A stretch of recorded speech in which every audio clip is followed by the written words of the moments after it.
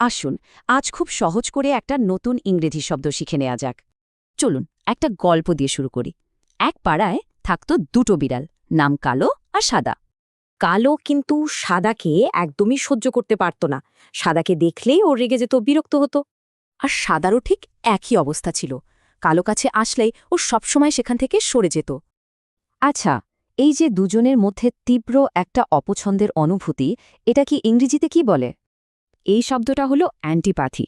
এর মানে হলো খুব গভীর একটা অপছন্দ, বলতে পারেন প্রায় ঘৃণার মতো।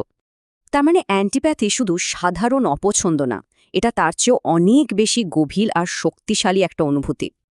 আচ্ছা, এবার দেখা যাক অ্যান্টিপ্যাথি শব্দটা কিভাবে ব্যবহার করা হয়।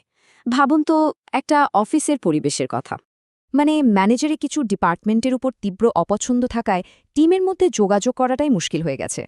এই একই রকম তীব্র অনুভূতি কিন্তু রাজনীতিতেও দেখা যায়, তাই না? দুটো রাজনৈতিক দলের মধ্যে এতটাই গভীর অপছন্দ যে তারা কোনো আইন নিয়ে একমতেই হতে পারছে না। আর ব্যক্তিগত সম্পর্কের ক্ষেত্রে ব্যাপারটা কেমন হয় চলুন দেখি।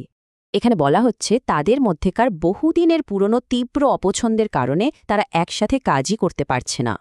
তাহলে অ্যান্টিপ্যাথি মনে রাখতে শুধু ওই দুটো বিড়ালের কথা ভাবলেই হবে। এটা এমন এক গভীর অপছন্দ যা একসাথে কাজ করতে দেয় না। এবার একটু ভাবার চেষ্টা করুন তো, আমাদের চারপাশে কোনো গল্পে বা সিনেমায় কি অ্যান্টিপ্যাথির এমন উদাহরণ দেখতে পাওয়া যায়?